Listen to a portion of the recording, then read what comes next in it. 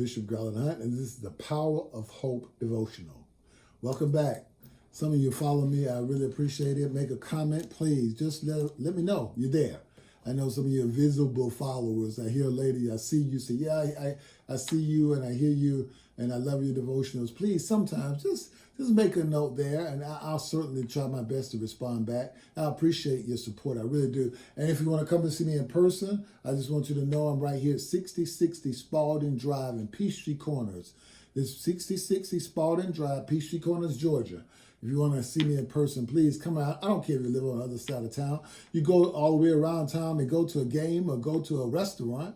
Come on over and see me on Sunday, man. I love to hug your neck. I love to get to meet you. I want you to just be a part of what we're doing and get a chance to meet family members. I mean, my first lady's here. The people that are in my church, my leaders are here. The people that are engaging with you are here. I want you to get a chance to meet the people around me.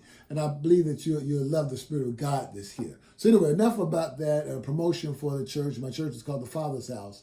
And again, at 6060 Spalding in Peachtree Corners, Georgia. But this is what I want to get to. I talked to you last week about God is still in control. Last devotional about God is still in control. But let me say this about this. See, sometimes people, the jar will ask the potter, why have you made me thus? Why have you made me like this? Do you ever question yourself sometimes, why did God giving me the seemingly the low end of the stick, or the things that other people seemingly have advantage over, but it seems like I don't get the same advantage, or other people get married, I don't get married. Other people have children, I don't have children. Other people have grandchildren, I never have grandchildren. My kids aren't married, your kids are married. I mean, just some of the things that we go through, and we ask God the question and say, well, why did you make me like this? There are people that are visually very attractive, and I'm about 6 feet myself, but I see guys that are 6'3" or 6'4" or 6'7", that, man, why couldn't I be taller? I mean, just crazy stuff you say. You find out many people that seem like they're Hispanic, they look a little bit more engaging. And, oh, man, it's just ridiculous stuff that we tell ourselves. And we ask the Lord, well, why, man? No, you better understand who you are. You understand who you are, because otherwise that carnal thinking can get you in trouble. And that was what I was going to talk to you about here, about carnal thinking as it relates to how you see yourself and how it goes. Now, Romans 9, if you can go to Romans 9, I'm always going to give you a scripture, or best most of the time I do. But in Romans 9, he began to talk to them about who he shows mercy to. And he said, I decide who I give mercy. See, God decides who he's going to give favor to. You can't demand God's favor. You can say, I'm walking in his favor. I'm asking for his favor. But God determines who he's going to give mercy to.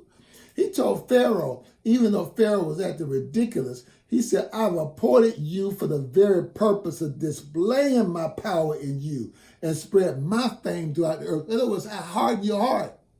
I will harden Pharaoh's heart for the purpose of displaying my power.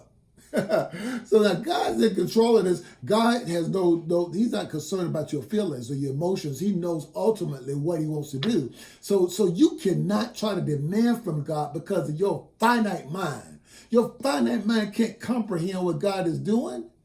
Your finite mind is too small. Man, you have to release your... Do you know that Jesus himself had to go into the garden of Gethsemane? And he told the disciples to wait right here and while I pray. And he pressed in there. Like, he said his sweat was like drops of blood. And he said, Lord, please, if in any way possible to take this cup from me. Take the cup from me. And that's what he probably said. But what happens? But he said, but if not my will, but thy will be done. See, he had to surrender to the Father's will because ultimately he did not want to be separated from his Father. But his separation for his Father allowed you and I to be redeemed and be reborn and to be reborn again and come into a good right standing with Christ because he was the ultimate sacrifice. See, Christ had to go through something. Sometimes we have to go through things in order to come out on the right side for the sake of others. Sometimes the things you're going through is not only for yourself, it's for your family. It may be others watching how you deal with things. So why would God make me have to go through it when in fact it's not fair? Is it fair? You cannot ask God if it's fair. This is what, let me tell you another scripture says. He says he determines, who's going to come to the Lord and who's not. But he says, well, who are you, a mere human being, to argue with God?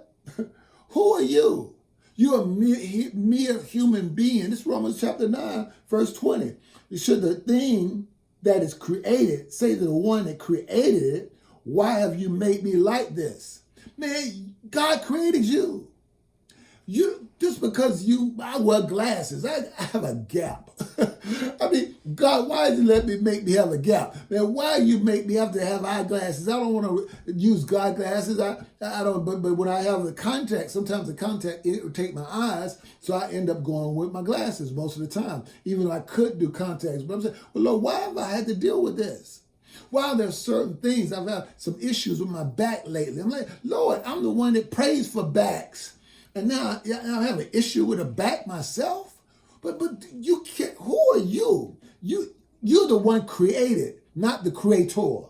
And then let me go further. He said, when a potter makes jars of clay, doesn't he have the right to use the same lump of clay to make one for decoration and another one to throw garbage in?